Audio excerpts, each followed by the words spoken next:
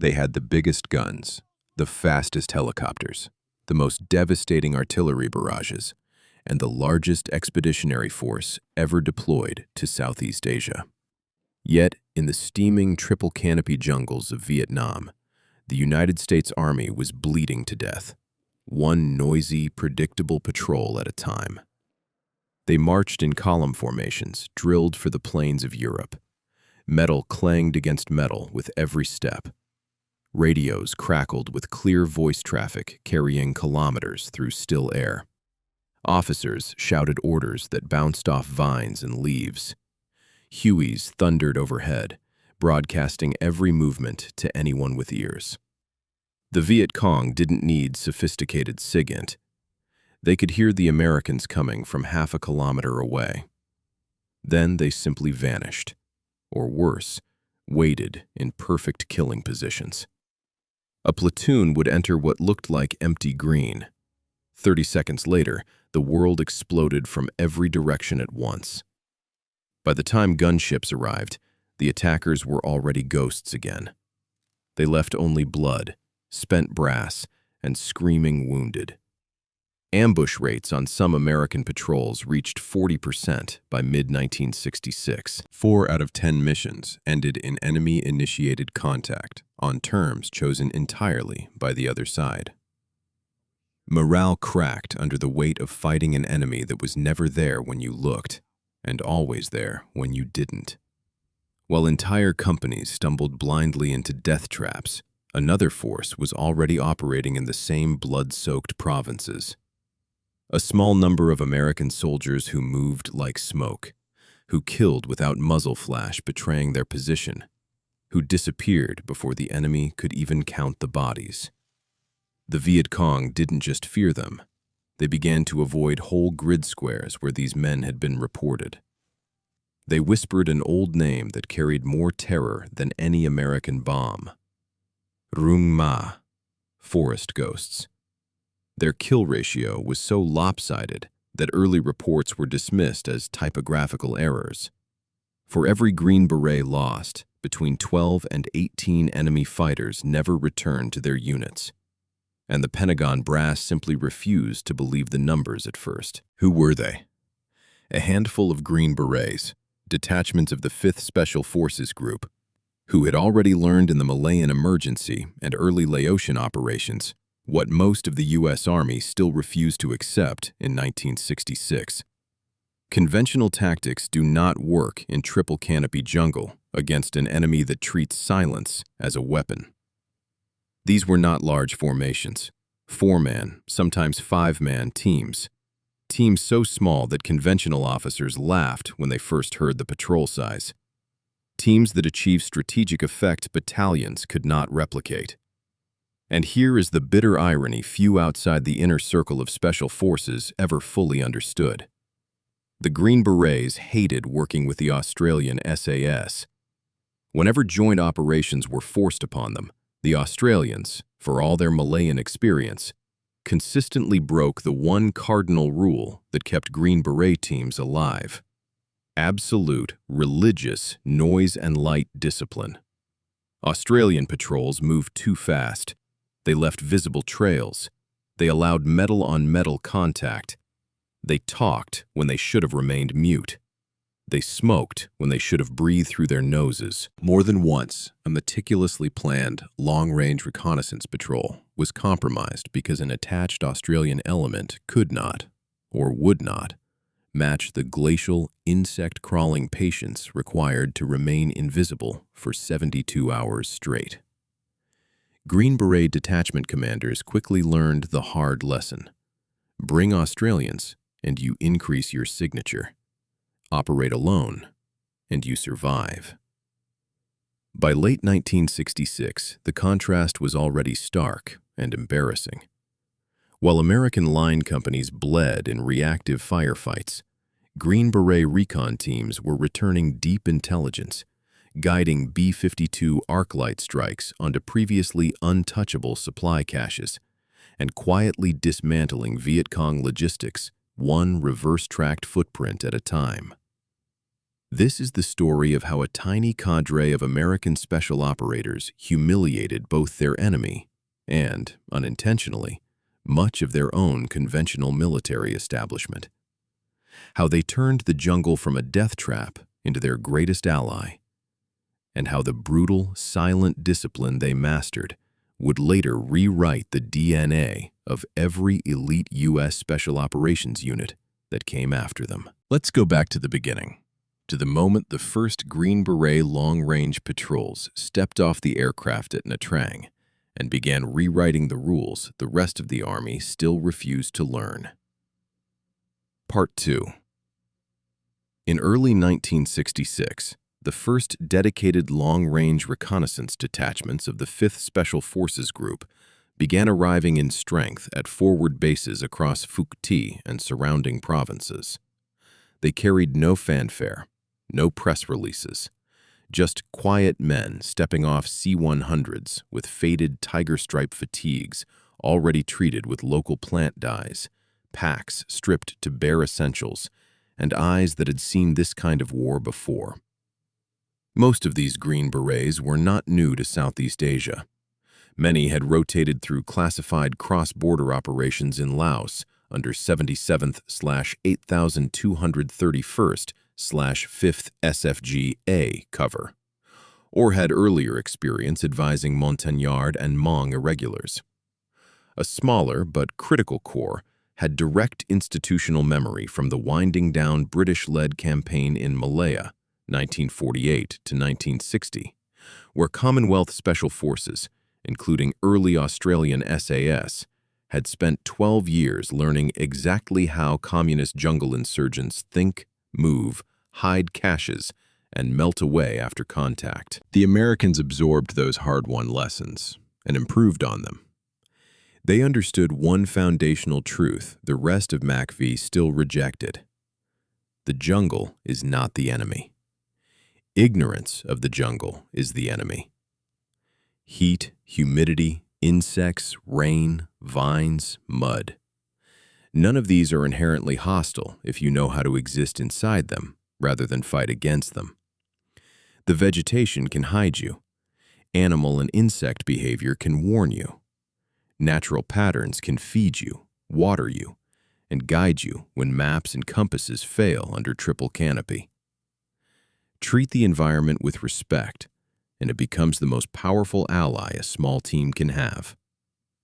Conventional U.S. units treated the jungle as terrain to be conquered, hacked through, bombed flat, lit up with star clusters and artillery. They wore standard OD green that glowed against foliage. They carried noisy web gear that clinked. They moved with the aggressive, distance-eating pace drilled into them at Fort Benning and Fort Bragg. Every step announced their presence. Green Beret recon teams did the opposite. They became part of the jungle. Fatigues were overdyed with mud, charcoal, and crushed leaves until they matched the exact shifting greens and browns of the understory. Every metal surface was taped or wrapped to kill reflection and eliminate contact noise. Canteens were filled only 3/4 to prevent sloshing. Magazines were loaded to exact count and secured so no rounds rattled. Zippers and buttons were either removed or taped flat. Boots were resoled with softer local rubber to reduce the distinctive crunch of American Vibram soles on leaf litter. Movement tempo was measured in meters per hour, not kilometers per day. A productive day might cover 1.5 to 2.5 kilometers. A 6-hour patrol segment could advance 400 meters if the terrain and threat picture demanded it. Every step was tested before full weight transfer. Branches were never swept aside. They were gently parted and allowed to return naturally. Game trails were used when available. Otherwise, teams ghosted parallel to them, never on them. And here, the friction with Australian SAS became acute. Whenever higher command insisted on combined patrols, usually for political reasons or to share intelligence, Green Beret detachment leaders quietly seethed.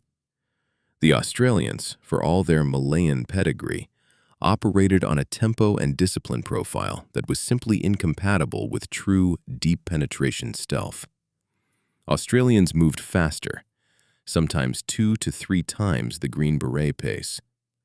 They left more visible sign, snapped twigs, scuffed boot prints, occasional discarded ration wrappers.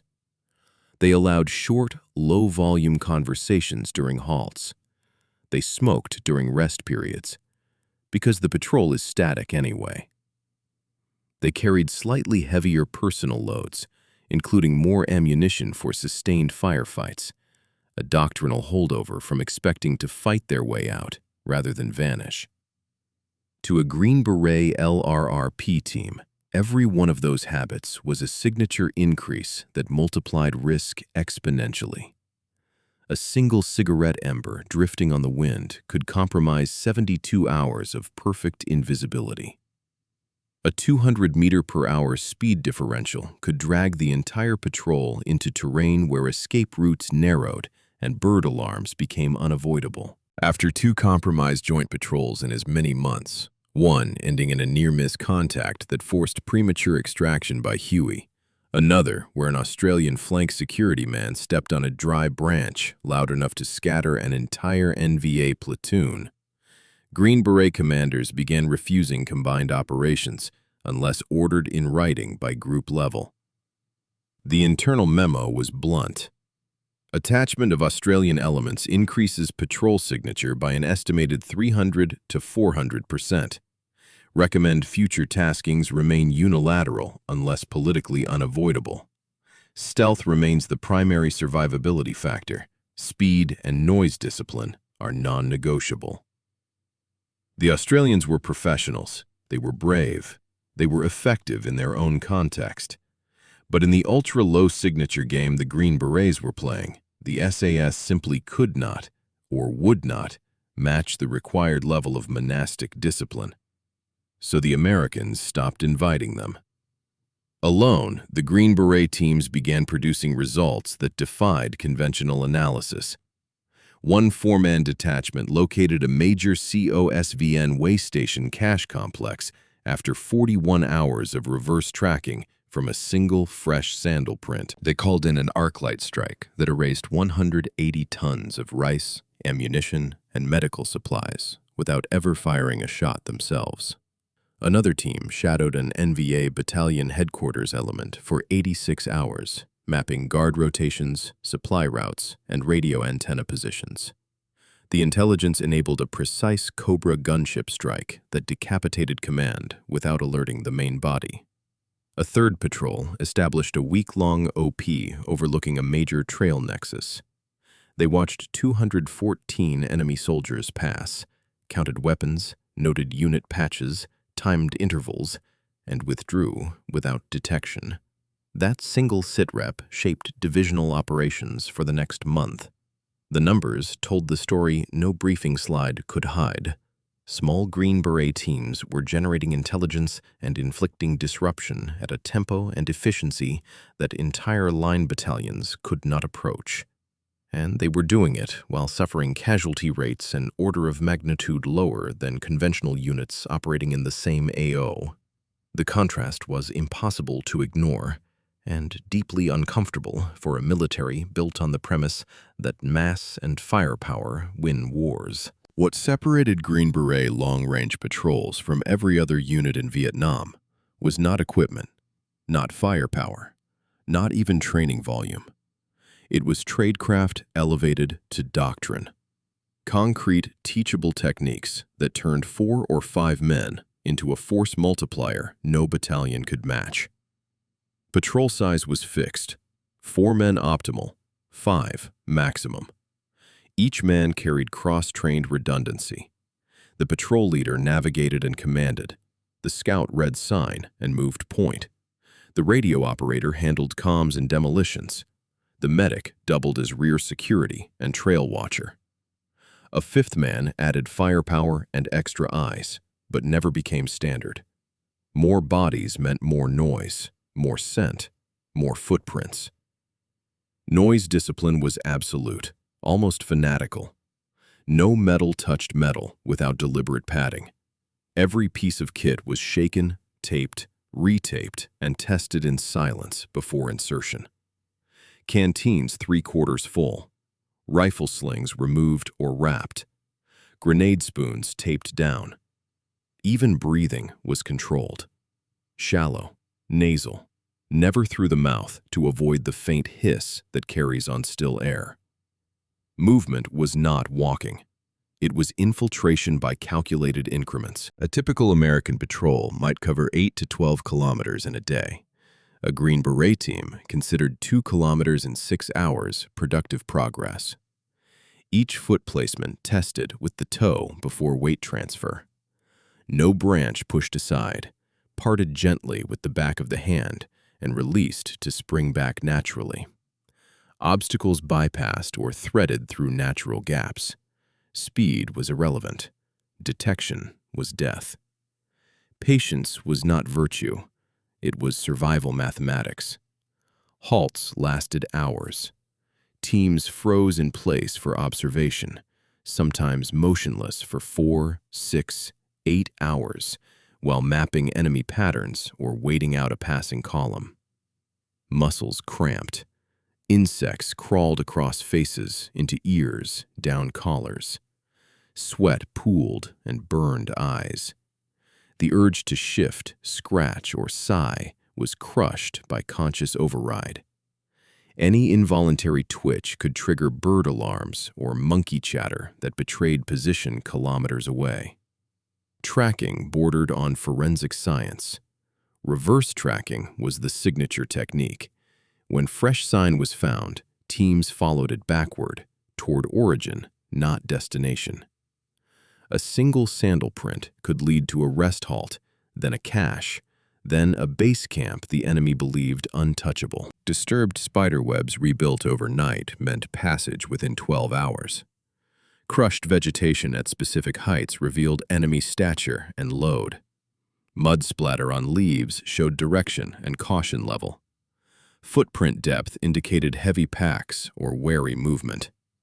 Biological indicators provided constant passive intelligence. Birds falling suddenly silent meant recent human passage. Monkeys staring fixedly downward or going quiet signaled threat nearby. Insect noise absent from disturbed ground meant someone had passed recently. Cooking smoke, unwashed bodies, fresh latrine odors drifted on thermals and were read like compass bearings. Ambush technique inverted conventional thinking. Hasty ambushes were avoided. When contact was required, teams spent hours, sometimes half a day, positioning. Overlapping fields of fire, no escape lanes, engagement ranges calculated to the meter. Each man assigned a precise sector and kill priority. Fire discipline was merciless. No suppressive fire, no spraying. Rounds were counted before the patrol left base. Wasting ammunition meant resupply. Helicopters, noise, compromise. If total neutralization was not 95% certain in the first burst, the team did not engage. When they did fire, it was clinical. First 3 seconds decided everything. Silent suppressors, where available. Aimed shots, no tracers. Bodies dropped before they could scream. Then, immediate, pre-planned exfiltration on a dogleg route while the enemy was still processing shock. Navigation under canopy required rejecting reliance on maps alone. Moss on trees, tree lean toward light, water flow gradients, soil texture underfoot, wind patterns through foliage, all became directional cues when GPS did not exist and compasses spun useless under magnetic interference or dense, iron-rich laterite. Enemy ambush preferences were cataloged like a field guide. Narrow trail constrictions, sharp bends channeling movement, water crossings forcing divided attention. Teams learned to recognize these terrain features from 200 meters out and either bypassed entirely or approached only after exhaustive micro-recon. The psychological effect was deliberate and devastating. Survivors, rare, described an enemy that seemed to know their every move hours in advance, felt watched for days before silent death arrived from an impossible angle. Viet Cong units began refusing orders to enter certain grid squares. Morale fractured. Whole companies requested transfers to quieter sectors. The forest itself became the feared adversary. Green Beret teams did not seek glory in body counts. They sought control of the battle space through fear and absence. One perfect ambush, one erased cache, one untouched intelligence haul could render square kilometers operationally unusable to the enemy, all without ever revealing how many men had done it. Conventional commanders watched the reports pile up and felt the ground shift under their doctrine. These were not supporting assets. These were the scalpel rewriting the war, one silent step at a time. Senior Lieutenant Nguyen Van Tao waited at the prearranged rally point until the afternoon heat turned the air into thick soup. 7 men, seasoned fighters who knew every route and stream in their sector, had departed 36 hours earlier on a routine sweep through Grid Square Tango 4. They should have checked in 18 hours ago. The silence was not tactical delay. It was wrong in a way only combat veterans feel in their bones. Tao assembled a 12-man search team and moved toward the last reported position. They advanced cautiously, weapons up, eyes scanning for the trap that might have claimed the first patrol. 3 kilometers from base, they found them. 7 bodies scattered in a small clearing beside a shallow stream crossing. No spent brass, no grenade craters, no blood trails leading away. No defensive perimeter attempted. The men lay exactly as if life had simply switched off mid-motion. One reaching for his canteen, another adjusting a pack strap, a third curled as though napping with his AK still cradled. Weapons remained on the bodies, untouched, barrels clean, magazines full. In 8 years of war, Tao had never seen the enemy leave rifles behind. AKs were currency more valuable than gold. Yet here they sat, abandoned like broken tools. The clearing showed zero evidence of a firefight. No bark stripped by bullets, no churned mud, no shattered branches. The surrounding jungle looked pristine, not a single leaf out of place beyond what 7 men falling dead would naturally cause. Whoever, whatever, had done this, had entered, executed, and exited without leaving a readable signature. The search team froze. Older fighters began murmuring the old term despite Tao's hissed orders for silence. Rung Ma. Forest ghosts. Tao, a committed materialist trained in Hanoi, rejected superstition. But the pattern was undeniable. 3 similar incidents in 6 weeks. 19 men gone. 0 confirmed enemy dead in return. The arithmetic screamed a threat beyond conventional response. Word spread through Viet Cong units in Phuc Tuy province like black mold. Fighters who had stared down napalm and 105mm howitzers began refusing patrols into certain grid squares. Veterans requested transfers to quieter sectors. Unit cohesion frayed as men whispered of being watched for hours before silent death arrived from nowhere. Some claimed they felt breathing in the undergrowth that stopped the instant they turned. Others spoke of an unnatural hush descending seconds before contact, as if the forest itself held its breath. Hanoi intelligence initially dismissed the reports as enemy psyops, but the casualty curves did not lie.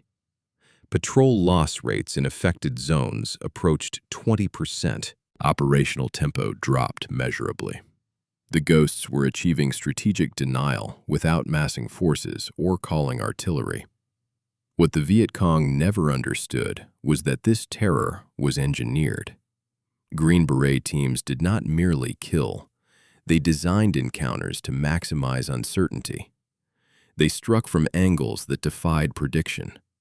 They left bodies positioned ambiguously, sometimes arranged to suggest larger numbers, sometimes cleaned so thoroughly that survivors could not count the attackers. They vanished so cleanly that pursuit was impossible. The message was subliminal but clear. You cannot see us coming. You cannot find us after. The only safe choice is to stay away. One Green Beret four-man team, with a single attached U.S. Army Ranger observer, Corporal James Mitchell, demonstrated the psychological and physical cost of that discipline. The patrol had been compromised during a position change. An NVA platoon of 32 men appeared without warning on the trail ahead, while the team was exposed in transition. Retreat was impossible. Engagement, suicidal. The patrol leader signaled freeze. All 5 men locked into whatever posture they held. Mid-step, half-crouched, weight awkwardly distributed. 32 enemy fighters settled into a rest halt 10 meters away. They stacked weapons, lit small fires, laughed, ate rice, aired their feet, performed maintenance, completely relaxed in terrain they considered their own. The Green Berets remained statue still. A 15-centimeter scolopendra centipede crawled onto Mitchell's left cheek. It explored the salt of his sweat, traced his eye socket, paused at his ear canal, then continued across his forehead toward the other eye. Known for its venom, a defensive bite would produce immediate agony and muscle spasms. Any sound or twitch would trigger a massacre at point-blank range. Mitchell's thigh muscles burned from the unnatural half-step hold. Within 15 minutes, microtremors began. Mosquitoes swarmed exposed skin, biting relentlessly. Sweat poured. Dehydration tightened his throat. Yet the 4 Green Berets beside him showed no external sign of distress. Faces calm beneath camouflage paint, breathing shallow through the nose. 3 hours, 45 minutes later, the NVA finally moved out. The patrol leader waited another 30 minutes before allowing micro-adjustments. Mitchell's left leg was numb from hip to foot. Circulation had virtually stopped. Massaging life back into it took agonizing minutes. He never forgot the lesson. American Ranger training taught pushing through pain. Green Beret selection demanded transcending pain entirely, turning the body into a tool that obeyed tactical necessity above instinct. Another patrol encountered an obvious bait, a pristine U.S. medical supply crate sitting alone in a small clearing, stenciled markings fresh, no recovery effort visible. Classic lure. The team observed for 40 minutes. 6 potential ambush positions showed subtle sign: compressed earth, cleared sightlines, recent vegetation disturbance. Instead of avoiding or hitting the bait, they executed a 48-hour, 12-kilometer encirclement through deliberately difficult terrain, routes no conventional force would attempt. On day 2, they positioned behind the suspected ambush force and waited. 6 hours later, 3 Viet Cong emerged for a frustrated conference, gesturing angrily at the untouched crate. The Green Berets noted positions, spacing, body language, then withdrew without firing a shot. They now owned detailed intelligence on enemy ambush doctrine, patience thresholds, and frustration points. The bait remained in place for days. The ambushers eventually abandoned it, never knowing they had been studied and outmaneuvered. Green Beret commanders refused to attach Australian SAS to these deep patrols after repeated compromises. The Australians' faster movement, occasional voices, and less obsessive noise control turned potential invisibility into calculated risk. Better alone than deluded. By late 1967, the statistical summaries reaching MACV headquarters were impossible to dismiss. Green Beret long-range reconnaissance detachments operating in the same provinces as conventional line units were achieving combat effectiveness ratios 3 to 5 times higher, measured in intelligence generated, enemy logistics disrupted, and friendly casualties avoided, while using only a fraction of the manpower and resources. One 4- or 5-man team could render entire grid squares operationally toxic to Viet Cong and NVA forces for weeks through nothing more than presence, selective ambushes, and reverse-tracked cache destruction. The implications were profound and uncomfortable. Mass and firepower were not the decisive factors in this environment. Discipline, patience, intimate terrain knowledge, and psychological dominance were. Mass EV responded pragmatically. If the Green Berets had cracked the code, the rest of the force would learn it. Pride be damned. Training programs across special forces, rangers, and later formed elite units began incorporating the core principles demonstrated in Vietnam. Patrol size reduced to 4 to 5 men for maximum stealth. Movement tempo slashed. Distance measured in careful meters, not aggressive kilometers. Noise and light discipline elevated to non-negotiable doctrine. Emphasis shifted from kinetic contact to intelligence dominance and denial of enemy freedom of movement. Reverse tracking, biological indicator reading, and extended motionless observation became standard curriculum. The transformation was neither quick nor painless. Soldiers raised on aggressive, firepower-centric doctrine resisted the glacial pace and enforced stillness. But survival rates and mission success climbed wherever the methods were faithfully applied. LRRP, Long-Range Reconnaissance Patrol Companies, the direct ancestors of modern Ranger battalions, adopted Green Beret fieldcraft wholesale, shrinking team size, stripping kit, and prioritizing invisibility.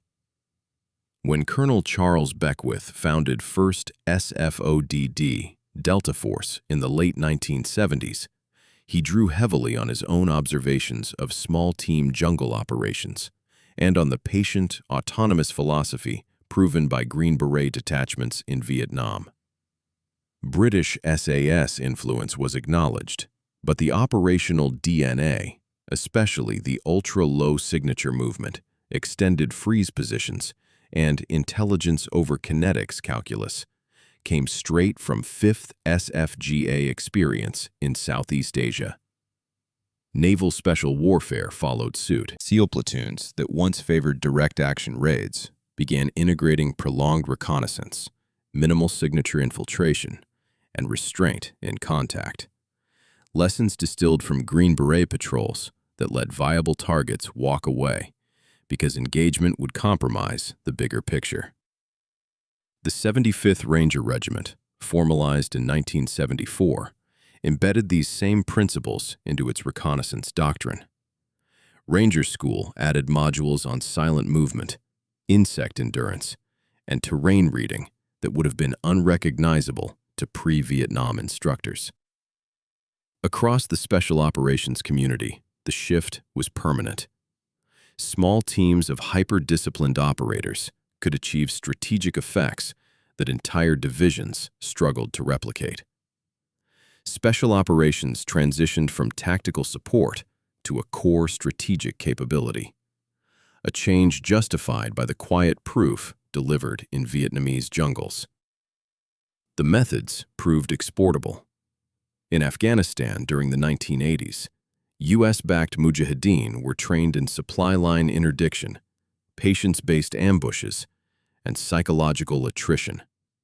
Techniques rooted in Malaya, refined in Vietnam. Desert Storm deep recon teams operated hundreds of kilometers behind Iraqi lines, using the same low-signature infiltration and observation protocols. The global war on terror saw village stability operations, urban denied area work, and long-range surveillance all built on that foundational patience and fieldcraft. Yet the human cost remained largely invisible. Sustained hypervigilance, remaining motionless for hours while centipedes explored faces, suppressing every instinct to move or swat, rewired nervous systems. Many Green Beret veterans returned with sleep disturbances, hyper-startle responses, and an inability to fully relax in civilian environments. The psychological load of knowing one careless sound or twitch could doom an entire team did not vanish when the war ended. For decades, formal support for these invisible injuries was minimal. Operators were expected to simply reintegrate. Today, modern special operations forces face a different question. Can that same level of raw, equipment-independent discipline still be demanded and sustained? Contemporary operators train with night vision, thermal, drones, suppressors, encrypted comms, and exfil options unimaginable in 1966. Technology multiplies capability, but it also tempts reliance. A laser rangefinder or a quiet quadcopter can replace hours of patient glassing. A quick exfil bird can excuse a noise compromise that once would have demanded perfect silence for days. The glacial 2 kilometers in 6 hours, the 72-hour mute freeze, the deliberate choice to let 32 enemy walk past because contact was not worth the signature. Those were born of necessity in an era without fallback options. They required a mental architecture that subordinated every human impulse to tactical calculus. Does that exact discipline still exist? In pockets, yes, among the most elite Tier 1 units, in selection courses designed to break and rebuild candidates, in missions where technology is deliberately stripped away to force pure fieldcraft. But across the broader force, the temptation of gear is constant. Modern training balances both worlds. Leverage the tools, but never let them replace the hunter's patience. The Green Berets of 1966 proved that in certain environments, silence defeats firepower, patience defeats speed, and invisibility defeats numbers. Their legacy is not just in the units they shaped, but in the enduring truth they demonstrated. The most powerful weapon is not the one you carry. It is the discipline that lets you disappear inside the battle space until the moment is perfect.